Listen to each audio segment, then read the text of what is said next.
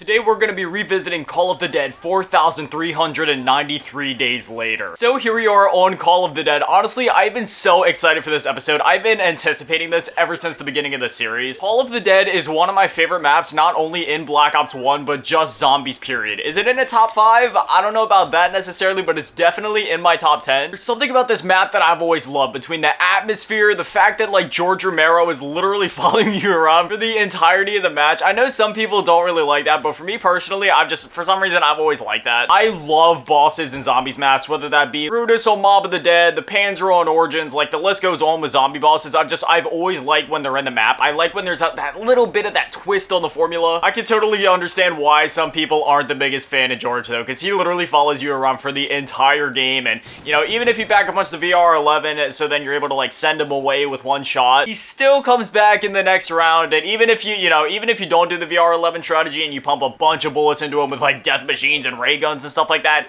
he still only goes away for like a round or two before he makes his return. But honestly, I love that. It adds to the atmosphere and the intensity of the map, because like you never know when you're safe, you know what I mean? Like there's always something coming after you. You're always watching your back. You're always on edge. And I like I said, I can understand why some people don't like that, but for me personally, I've always loved it. And as you can see, occasionally fog will roll in, it'll make the map all foggy. It's real hard to see, but once the fog all goes away and you're able to see everything, it is truly a beautiful map. You can see the snow falling down, you got the ship over there, the lighthouse over there, and it's honestly beautiful. I'm a bit of a sucker when it comes to like snowy locations in games though. I know the color scheme is literally just gray, maybe some light blues and white, but hey, I like that gradient. One thing I wanted to mention in the last episode, but I honestly forgot to. It's honestly kind of sad that I forgot to mention it, because it was quite a huge feature, and it's still one of the biggest features in zombies to this day. But anyway, Ascension was the first map to have an Easter egg, and while we're not going to be doing them throughout this series really, at least I don't plan to, every map after Ascension also included an Easter egg, including Call of the Dead. In fact, Call of the Dead was the first solo Easter egg, because in Ascension, if you wanted to do the Easter egg, you had to have friends with you, or you know, people that were willing to do co-op. But in Call of the Dead, you're actually able to do the Easter egg solo, which is really nice. For me personally, I don't really like playing games with people. I just kind of like playing by myself. So at least having that option to do an Easter egg by yourself is always nice, and it always helps with the longevity of the game. So obviously, there's always tons of like YouTubers and streamers that are, you know, trying to go back at that hidden nostalgia, relive some classic zombies maps and make content on it at the same time. And for the YouTubers and streamers that specifically focus on Easter eggs, it's kind of hard for them to do that if they always have to have like friends with them or other people that are willing to do it, because then you kind of have to work around each other's schedule to make content and stuff like that, and you know, that's never fun having to coordinate. That's honestly part of why when I make videos, I do all of my videos alone. I couldn't be bothered to not only one, communicate with other people, but two, try to work around other people's schedules. It's like, I got my own things to do, man. I'd rather just make content by myself.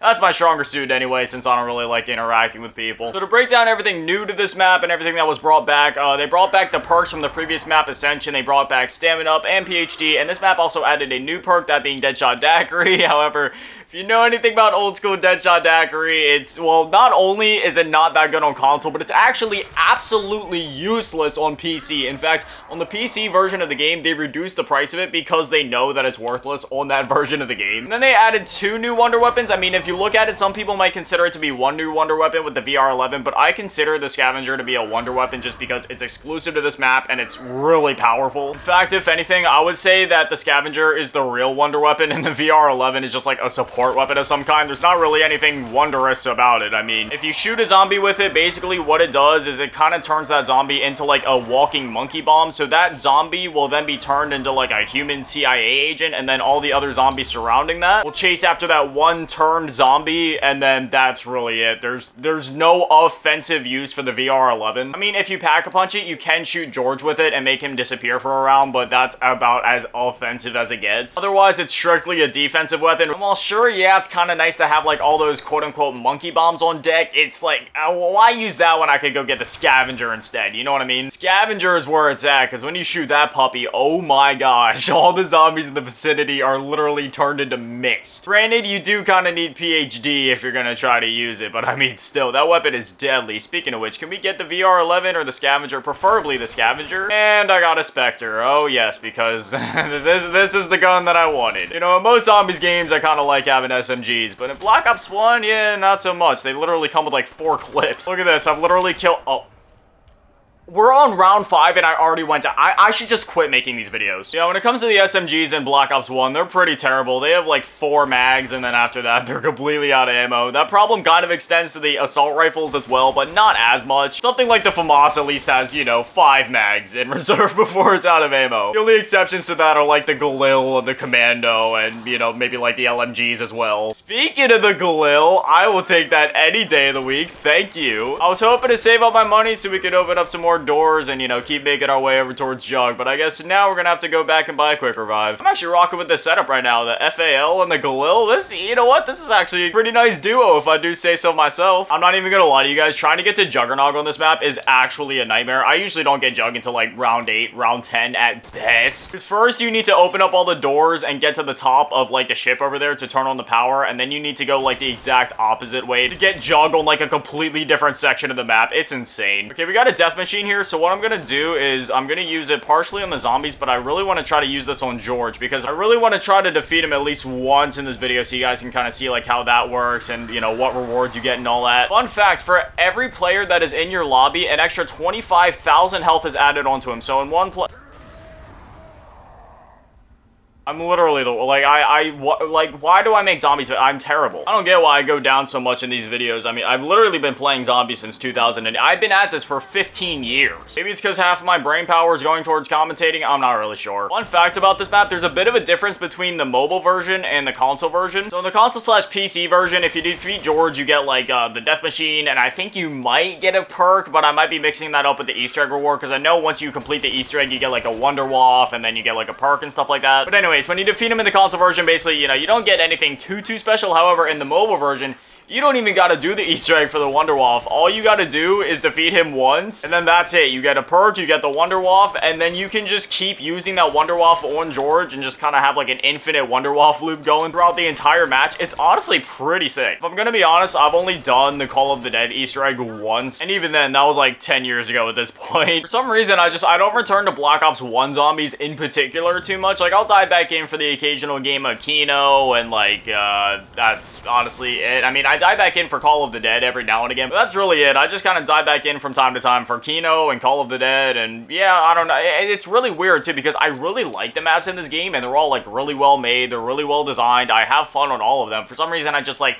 when I'm thinking about playing zombies, I'd rather go play like, I don't know, Black Ops 2, Black Ops 3. I have to like actually be really specifically in the mood for a specific map of Black Ops 1 for me to boot this game up. It also doesn't help that literally all the maps in this game have been remastered or ported to newer games. Like almost all of the Black Ops 1 maps are in Black Ops 3. The only one missing is Call of the Dead, which in itself is in Black Ops 4 with Togdor Toten. And ironically enough, Togdor Toten is actually really good in Black Ops 4, despite, you know, all the criticism that that game gets. One thing I might as well show you guys in this video is like the iconic training spot for this map that everybody utilizes to get to high rounds. Basically, you come right out here, you open up this door, and this is the spot that everybody kind of like hordes up at. This is where I go as well. There's an AK-74U on the wall right there that I usually end up picking up just because then, you know, when you run out of ammo on the high rounds and you're able to just pick some up real quick, shoot through the hordes, especially on like insta-kills and stuff like that. Yeah, this is the main spot. You just kind of come out here, train them up, and that's that. That's probably part of why I've been going down so much in this series too, because like normally when I'm playing in my free time, I get to the training spots as fast as possible, even if it's only like round 5 or 6, and then I'll start up the trains, I'll start racking up money before I go do other stuff, whereas in these videos, I kind of just like aimlessly run around the map without any like plans or strategies. Anyways, yeah, this spot's pretty nice, and plus, since there's a bit of a natural incline to it, if you get PhD Flopper and you run out of ammo, for example, you're able to utilize this hill and you can just like dive down here and launch off like an entire PhD explosion and knock out the round. I'll tell you, there's nothing like hopping on this map, getting set up with like Quick Revive, Jug, Speed Cola, PhD, then you get like a Pack-a-Punch Ray Gun and a Pack-a-Punch Scavenger and just blasting through the rounds. Yeah, this is what I was talking about.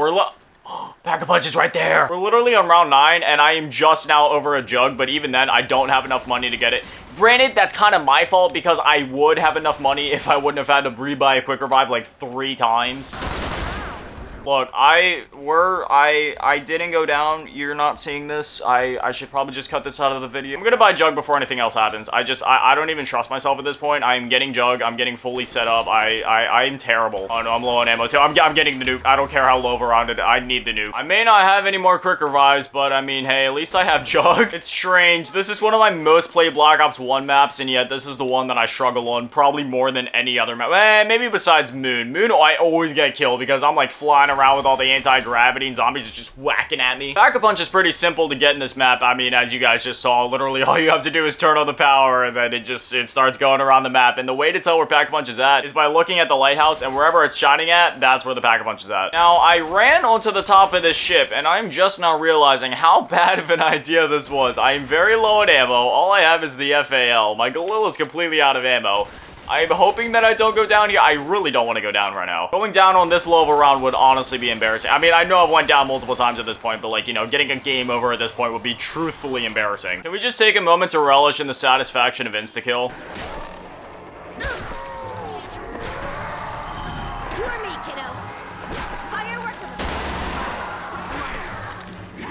It's so satisfying. Got the iconic duo, man. It's so good. Just like that, with one insta-kill and a little bit of a double points, we're already up over 5k, so, you know, that's a lot better than we were just a bit ago. At this point, I guess I'll just kind of hold on to my money, see where Pack-a-Punch goes. I really want to try to get this Galil Pack-a-Punch, because I need that right now. I have 4 bullets in my FAL and 1 of my Galil. Something is telling me that disaster is on the way, but... Okay, the Pack-a-Punch is over there by spawn, so we're gonna make our way back over there. I'm trying to be extra careful right now. Okay, I have 1 bullet in my Galil. I'm officially out of ammo. I could buy the 74U, but I really want to save all this money for Pack-a-Punch, so I'm just gonna rely on grenades to get me the rest of the money that I need. Come on, baby, just 100 more points. Oh, look at all these crawlers, man. It's absolutely beautiful. At least we won't have too many zombies like full-on sprinting at us when we go over there. But anyway, we have more than enough money now, so we are gonna go Pack-a-Punch the Galil. I just realized I'm going up the Call of the Dead stairs with literally no ammo. I hope I don't get caught right now. Can I go out this door, please? Yes, please. Open sesame. Pack-a-Punch, please. Yes. Oh my gosh, thank God it is still there. I can't tell you how many times I've gone to Pack-a-Punch, but by the time that I get to the location, it just disappeared because it took too long since it was on the, like, opposite side of the map for me. But anyway, now...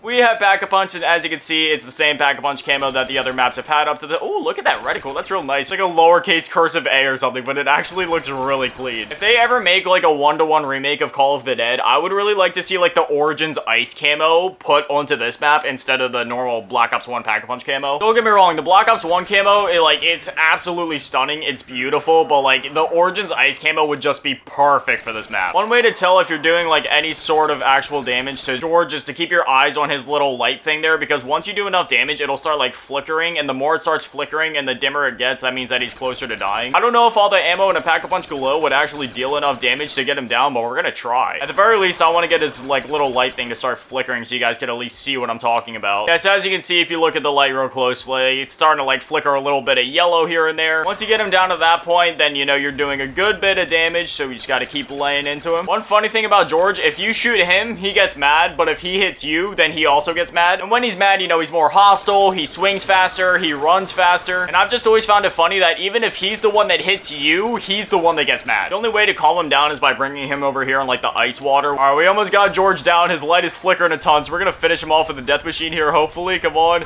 George, go down. George, go down. Dude, his light is flickering so much. Come on. Go down. Maybe? Are you gonna go down? Soon? I mean, like...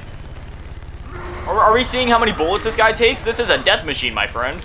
Okay, there we go. He's actually finally down. I wasn't sure when that was gonna happen.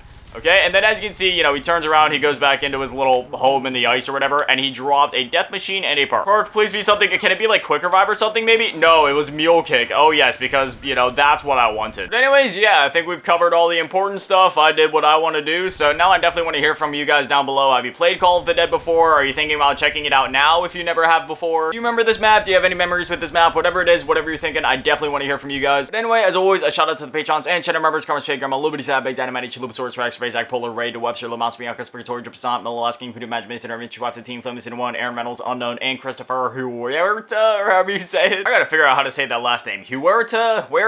I'm just gonna say Huerta. Anyway, thank you guys for watching. Have an amazing day. Stay beautiful. I love you all. Peace.